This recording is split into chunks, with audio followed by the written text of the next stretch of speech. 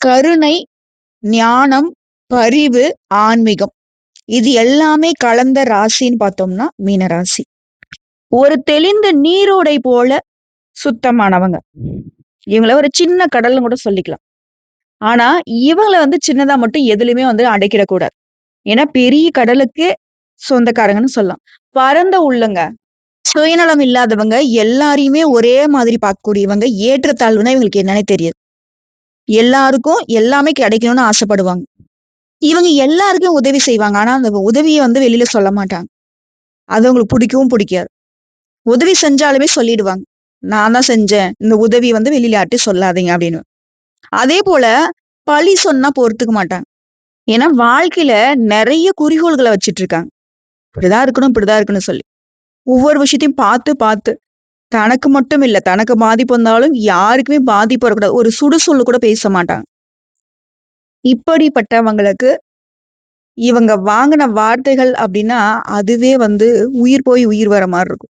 இவங்களால உதவி அடைஞ்சவங்கலாம் இவங்கள உதாசீனப்படுத்தி பேசினது மட்டும் தான் அதிகம். நான் பல பதிவுல சொல்லியிருக்கேன். மீனத்துடைய கஷ்டம். மீன் அழுகுதா, சிரிக்குதான்னு யாருக்கு தெரியும்? மீனுக்கு தண்ணி தாகம் எடுக்குதான்னு ஃபர்ஸ்ட் யாருக்கு தெரியும்? தண்ணியிலேயே இருக்கு. அதுக்கு என்னப்பா ஜாலியா சுத்திட்டு இருக்குன்னுவாங்க. சுத்திக்கிட்டே இருக்கே தவிர்த்து அதோடைய தேவைகள் இதுவரைக்கும் அது பூர்த்தி பண்ணிக்கிட்டதே இல்ல.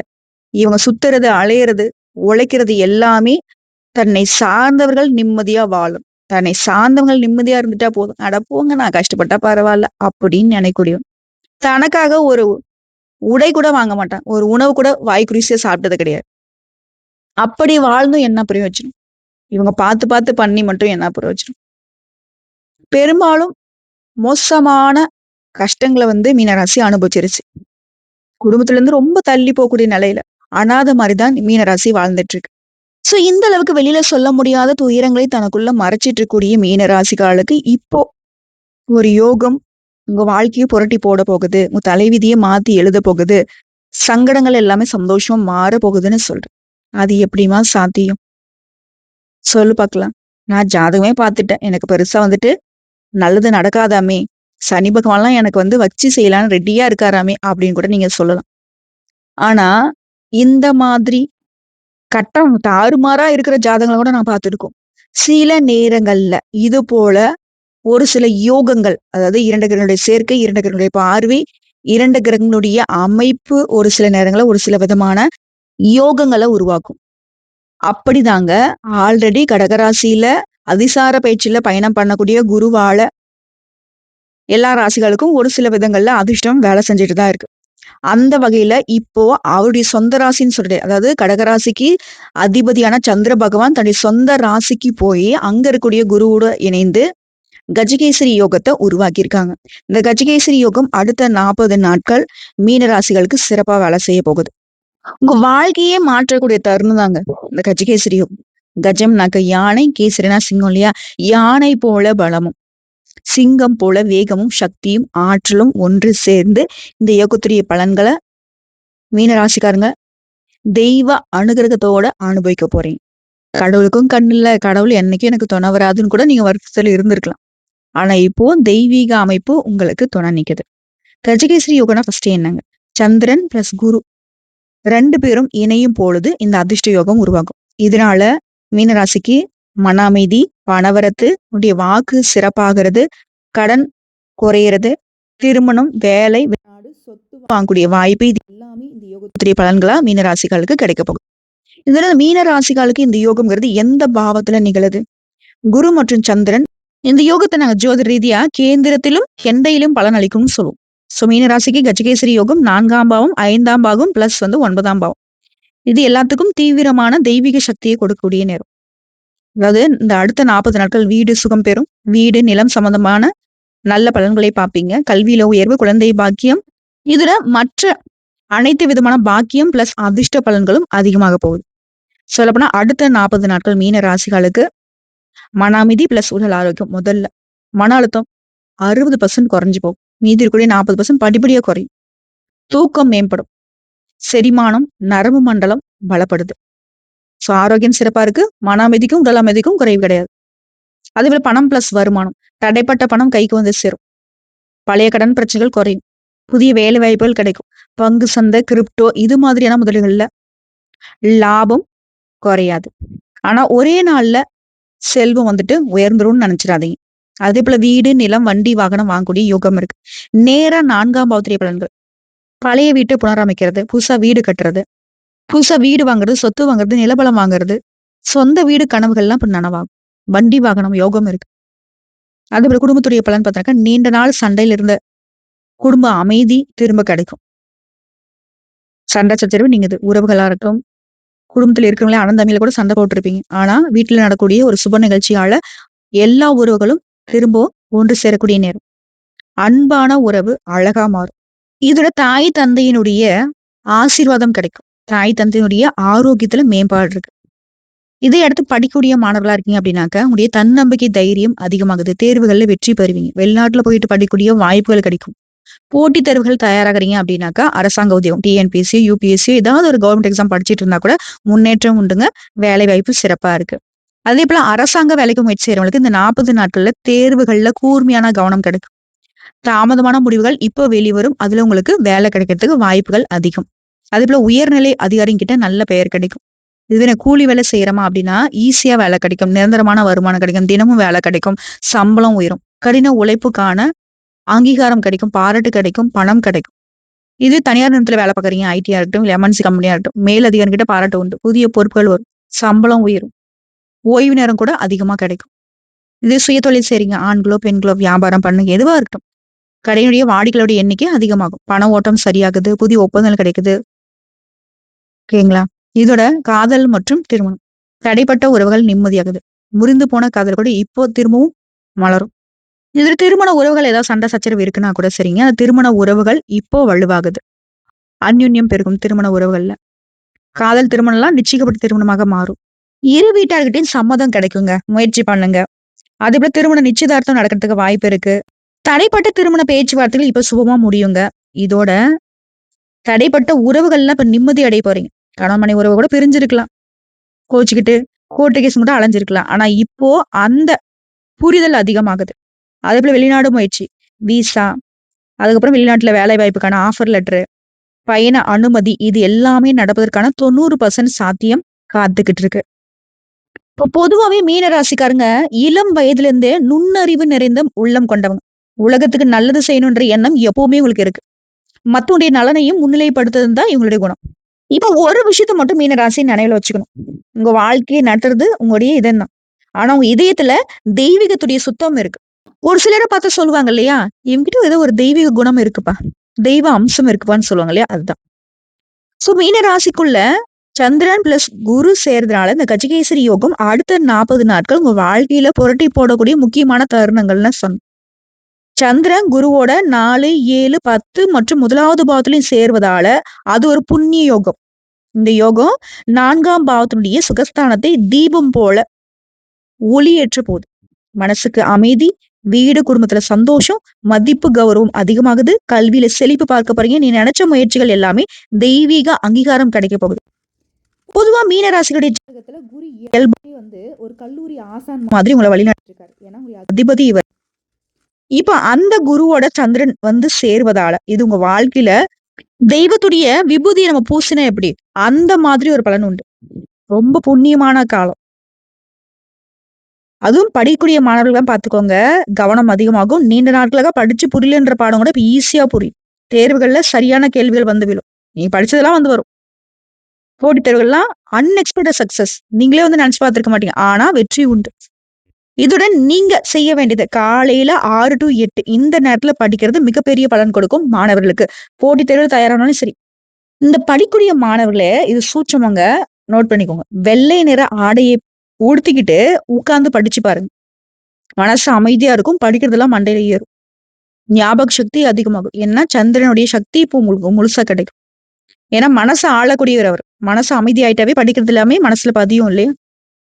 அதே போல தனியார் வேலையோ இல்ல ஏதாவது ஒரு கம்பெனி இருந்தாலும் சரி, மேல் அதிகாரிங்க உங்க மேல நல்ல பார்வை வைப்பாங்க. நீ செய்யக்கூடிய வேலைக்கு அங்கீகாரம் பாராட்டு கிடைக்கும்.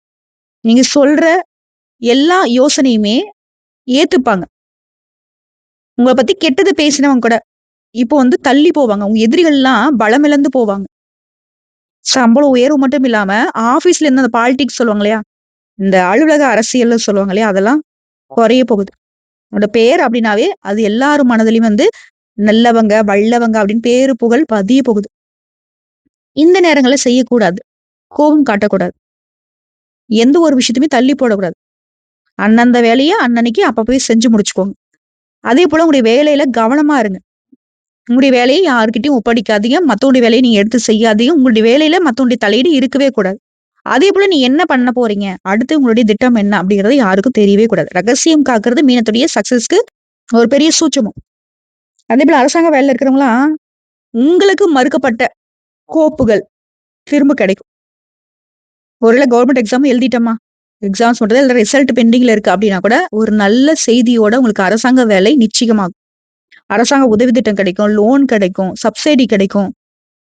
அது ஏதாவது லோனுக்கு அப்ளை பண்ணியிருந்தா கூட அது சாங்ஷன் ஆகும்.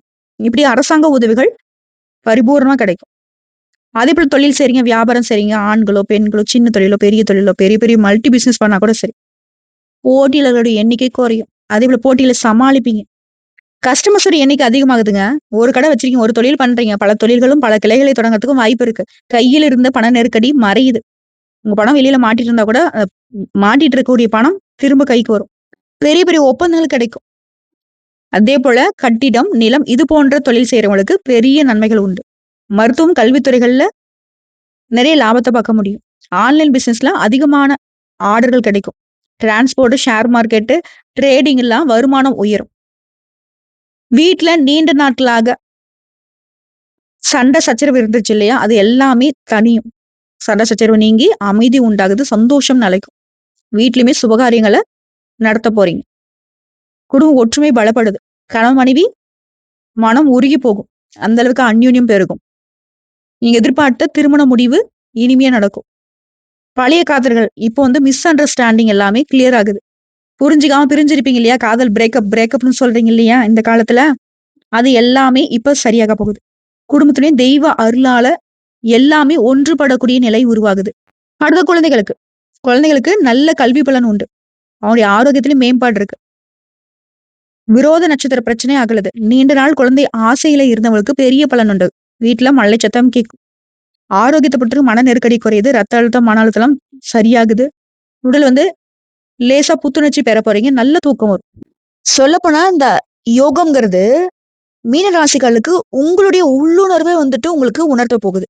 ஒரு ஆன்மீக உயர்வும், ஒரு தெய்வீக மாற்றத்தையும், உங்க வாழ்க்கையின் திசையை மாற்றக்கூடிய அபூர்வ யோகமா தான் இது வேலை செய்ய போகுது. இது சாதாரணமா ஒரு யோகமா மட்டும் நீங்க கன்சிடர் பண்ண முடியாது. பணபலம், தொழில் உயர்வு, தெய்வ அனுகிரகம், குடும்பத்துல இனிமை, கல்வியில வெற்றி, மன அமைதி. இது எல்லாத்தையுமே உள்ளர்த்தம் கொண்டு உங்களுடைய பிறவியின் கருமத்தை கரைத்து நல்லதை வரவழைக்கும் அற்புதமான காலம். இந்த யுகத்தின் அடுத்த 40 நாள் மீனராசிகளுக்கு கடந்த சில வருடங்களாக குறிப்பா 2, 3 வருஷமா நீங்க பட்ட கஷ்டத்துல இருந்து முழுசா வெளிவர போறீங்க. இருட்டை உடைக்கக்கூடிய ஒளியாக இந்த கஜகேசரி யோகம் உங்களுக்கு வேலை செய்ய போகுது. சந்திரன் குரு சேர்ந்து வர்றப்போ புத்தி, பாக்கியம், பரிவு, பணம், புகழ் இது எல்லாத்தையும் ஒரு சேர கொடுக்க போகுது. மனமும் சரி, உடலும் சரி. மனமும், மேன்மையும், பாக்கியமும் இணையக்கூடிய தருணம். மீனராசிகளுக்கு இது வந்து 6ஆம் பாவம், 4ஆம் பாவம், லக்ன சங்கமம்னு சொல்லுவோம். நல்ல ஒரு உயர்வான மாற்றம். உங்க உள்ளம் நல்லது. கருணை அதிகம் கொண்டவங்க, ஆன்மீக ஈர்ப்பு அதிகம், கடவுளை மட்டுமே நம்பக்கூடியவங்க, எல்லாத்துலயுமே உண்மையும் நேர்மையும் கடைபிடிக்கிறவங்க, கலை, கல்வி, மருத்துவம் இது எல்லாத்துலயுமே ஈடுபாடு கொண்டவங்க. உங்களுக்கு மட்டும் மனக்கவலைகள் அதிகமா இருக்கு. நம்பிக்கையால நிறைய பேரை நம்பி ஏமாந்துருக்கீங்க. ஆனா அந்த நம்பிக்கையால தான் உங்க வாழ்க்கையும் உருண்டுகிட்டு இருக்கு. எவ்வளவு கஷ்டம் வந்தாலும் அதை வந்து ஒரு அனுபவமா எடுத்துட்டு வாழ்ந்துட்டு இருந்தீங்க. ஆனா உங்களுக்கு எதிர்பார்ப்பு ஒண்ணு இருந்துச்சு. நமக்குன்னு ஒரு நல்ல காலம் பொறக்காதா? நமக்கு ஏதாவது ஒரு முறை பாக்கியம் அமையாதா? ஒரு கடல் அலை மாதிரி உங்க மனசு வந்து அலைப்பாஞ்சுக்கிட்டே இருந்துச்சு. ஆனா அது எல்லாமே ஒரே நேரத்துல பல திசைகள்ல வெற்றி உங்களுக்கு குவியக்கூடிய நேரம் தான் இது. இந்த யோகம் அப்படிதான் உங்களுக்கு தரப்போகுது. கடந்த மாதங்கள்ல சிக்கியிருந்த பணம் திரும்ப வருது. திடீர் நிதி வசதி, விலை உயர்ந்த பொருட்களை வாங்கக்கூடிய அமைப்பு, வங்கி கடன்ல ஒப்புதல், பங்குச்சந்தை, கிரிப்டோல புத்திசாலித்தனமான லாபத்தை பார்ப்பீங்க. வீட்டிற்கு பணம் வரக்கூடிய நிலை, பெண்களுக்கெல்லாம் சேமிப்பு தொடங்க நல்ல நேரம். ஆண்களுக்கு வருமானம் உயருது, சம்பளமும் உயருது. கூலி வேலை தினக்கூலி செஞ்சாலும் சரிங்க, தினக்கூலி கூட உயரும். பெண்கள்லாம் சொந்தமா தொழில் செய்யணும்னு ஆசைப்பட்டிருப்பீங்க. வீட்ல இருந்து ஏதோ ஒரு வேலை பார்க்கலாம்னு நினைச்சிருப்பீங்க. கைவினை, சமையல், ஆன்லைன் வேலை இதெல்லாம் நல்ல வருமானத்த கொடுக்கும். யாரோ ஒருத்தர் மூலியமா உங்களுக்கு உதவிகள் வந்து சேரும். குறிப்பா வீடுங்க. வீட்ல சந்தோஷம் அளிக்க போகுது. தள்ளி போன நிச்சயதார்த்தமாகட்டும், திருமணமாகட்டும் இப்போ வந்து கைகூடும். பெண்களுக்கெல்லாம் வீட்டு வேலை குறைவா உணருவீங்க. தினசரி கவலைகள் குறையுது. குடும்பத்துல மதிப்பு மரியாதை உயருது. நீங்க சொல்லக்கூடிய விஷயங்கள எல்லாரும் கேட்பாங்க. சோ, இப்போ வரைக்கும் நான் சொன்ன அனைத்து விஷயங்களுமே உங்க வாழ்க்கையில அடுத்த 40 நாட்களுக்கு அடுத்தடுத்து நடக்கும். இருந்தாலும் இந்த அதிர்ஷ்டங்கள் நிலைச்சிருக்கு. நம்ம செய்ய வேண்டிய பரிகாரம் வழிபாடுன்னு ஒண்ணு இருக்கு இல்லையா? அத சொல்றேன் நோட் பண்ணிக்கோங்க. நீங்க வழிபாடு செய்ய வேண்டிய தெய்வம். திங்கட்கிழமையில சிவபெருமான். ஏன்னா, சந்திரனுடைய அனுகிரகம் உங்களுக்கு வந்து பரிபூரணமா நிலைச்சிருக்கிறதுக்கு சந்திரனையே தன்னுடைய தலையில ஜடாமுடியில அணிகலனாக அணிஞ்சிருக்கக்கூடிய சிவபெருமானுடைய வழிபாடு சிறப்பு. திங்கட்கிழமையில சிவபெருமானுக்கு பால் அபிஷேகம், தண்ணீர் அபிஷேகம் செய்து, வில்வ இலைகளால அர்ச்சனை செய்து வழிபாடு செய்ய, அன்றைய தினம் ஒரு 10 நிமிஷம் உட்கார்ந்து 108 முறை ஓம் நமக் சிவாய இந்த மந்திரத்த உச்சரிக்க நன்மையே நடக்கும். வியாழக்கிழமையில குரு வழிபாடு, குரு தட்சிணாமூர்த்தி வழிபாடு. குரு பகவானுக்கும், குரு தட்சிணாமூர்த்திக்கும் மஞ்சள் நிற பூக்கள அர்ச்சனைக்கு குடுங்க.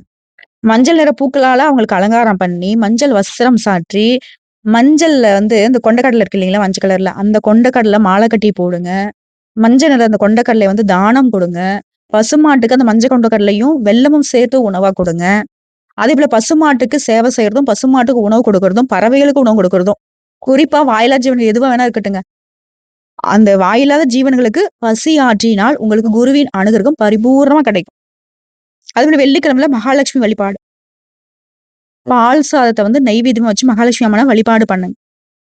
இதுவே நீங்க போக வேண்டிய கோவில்கள், ஸ்தலங்கள்னு பார்த்தோம்னா, ஆலங்குடி குருஸ்தலம், திருநள்ளாறு சனீஸ்வரன் கோவில், திருநெற்றியூர் மகாலட்சுமி அம்மன், திருவொற்றியூர் ஆடிபுரீஸ்வரி.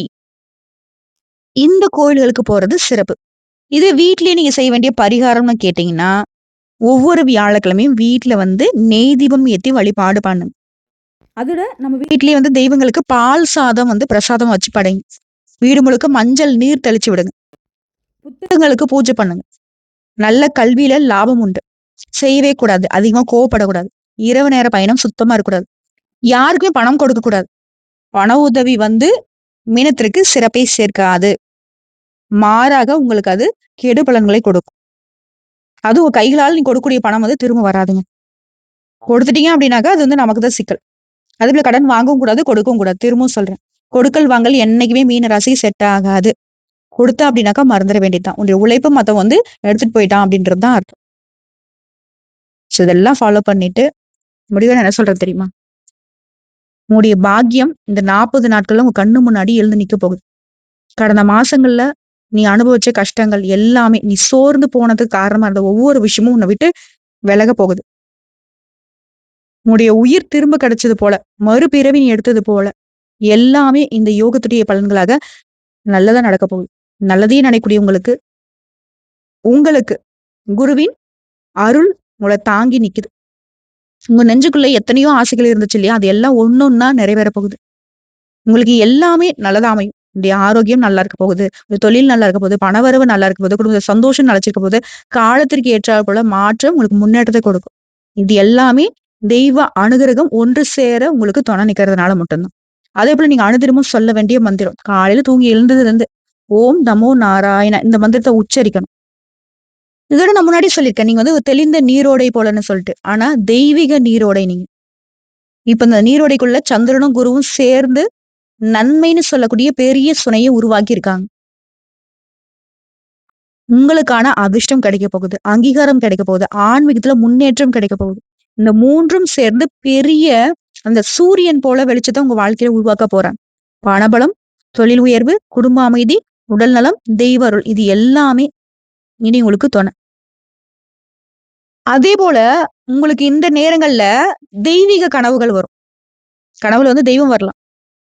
அதே போல தியானம் பண்ணுங்க, ஜெபம் பண்ணுங்க. தினமும் வந்துட்டு ஏதாவது ஒரு தெய்வத்த வழிபாடு செஞ்சுட்டு தான் உங்க நாள தொடங்கணும். திங்கட்கிழமையில நான் சிவபெருமான் வழிபாடு செய்யணும்னு சொன்னேங்க இல்லையா? அந்த நாள்ல அம்மன் வழிபாடு உங்களுக்கு நல்லது. சங்காபரணி அம்மன், திரிபுர சுந்தரி ஓகேங்களா? இந்த தெய்வங்கள வழிபாடு பண்ணுங்க. தண்ணீர் தானம் கொடுங்க. மோர் தானம் கொடுங்க. அதே போல இந்த குரு பிரம்மா, குரு விஷ்ணு, குரு தேவோ மகேஸ்வரக, குரு சாட்சாத் பரபிரம்ம தஸ்மை ஸ்ரீ குருவே நமக. இந்த மந்திரத்தை 108 முறை அனுதினமும் ஜெபம் பண்ணணும். அதுல உப்பு பரிகாரம். வெள்ளிக்கிழமையில உப்பு இல்லாம ஒரு நேரம் விரதம் இருக்கிறது நல்லது. அதே போல சந்திர பகவானுக்கு நவகிரக வீட்டு சந்திர பகவானுக்கு வெள்ளை நிற ஆடை அணிவித்து வெள்ளை நிற பூக்களால அர்ச்சனை பண்ணுங்க. நீங்க போக வேண்டிய புண்ணிய ஸ்தலங்கள்ல இந்த கோயில்களையும் சேர்த்துக்கோங்க. திருச்செந்தூர் முருகப்பெருமான், ஆவடி பார்வதி அம்மன், திருக்கடையூர் அபிராமி. அதே போல மறக்காம ஒவ்வொரு மாதம் வரக்கூடிய அமாவாசை நாட்கள்ல உடைய பித்ருக்களுக்கு கடமைகளை நிறைவேற்றுங்க. நீங்க செய்யவே கூடாது. யாரையுமே உதாசீனமா பேசாதீங்க. எந்த ஒரு விஷயத்தையும் உதாசீனப்படுத்தாதீங்க. எதையுமே தள்ளி போடக்கூடாது. யாருமே குறை சொல்லக்கூடாது. உண்மையானவங்களை சந்தேகப்படக்கூடாது. தூக்கத்தை தவிர்க்க கூடாது. தள்ளி போடக்கூடாது. புரியுதுங்களா? நல்லதை நினைங்க. நல்லதை மட்டுமே நினைச்சுக்கிட்டு செயல்பட்டு பாருங்க. உங்க மனசு சொல்ற நல்லதை மட்டுமே நிறைவேற்றி பாருங்க. குருவின் கிருபையும் சந்திரனுடைய நிம்மதியும் எல்லாம் சேர்ந்து உங்களை ஒரு உயர்ந்த நிலைக்கு கொண்டு போகும். மீன ராசிக்காரங்களே, உண்மையா சொல்றேன். உங்க வாழ்க்கையில இப்போ தொடங்கக்கூடிய நல்ல நேரம் ஒரு பொழுதும் உங்களை கைவிடாது. உங்களுடைய பிறவிக்கே உண்டான தெய்வ தர்மத்தை கொண்டு வந்து சேர்க்கும். சொல்லப்போனா உங்களுடைய பயணங்கள் அப்படிங்கிறது தெய்வ தர்ம பாதையை தேர்ந்தெடுக்கும். இனி உங்களுடைய வாழ்க்கையில நல்லதுதான் நடக்கும். நல்லதே கேட்பீங்க. நல்லதையே செய்வீங்க. உங்களுக்கான அதிர்ஷ்ட காலம் தொடங்கிடுச்சு. அனுகூல காலம் தொடங்கிடுச்சு. அதை நம்புங்க. அதையே வாழ்க்கையில பின்பற்றுங்க. அதையே அனுபவிக்கவும் போறீங்க. அதே போல அனுதினம் நீங்க செய்ய வேண்டிய பரிகாரம் இது சொல்ற நோட் பண்ணிக்கோங்க. தினமும் ஒரு கைப்பிடி வெள்ளை அரிசி எடுத்து புறாவுக்கோ பறவைக்கோ நீங்க உணவா கொடுக்கணும். அதே போல துளசி செடிக்கு அனுதினமும் நீர் ஊற்றணும். அதே போல அனுதினமும் ஓம் நமோ நாராயண இந்த மந்திரத்தை 108 முறை சொல்லணும். இதை மட்டும் செய்யும். வேற ஒண்ணும் வேணும். அதே போல திங்கட்கிழமையில வெள்ளை நிறத்துல கூடிய பாலோ தயிரோ சர்க்கரையோ அரிசியோ தானம் கொடுங்க.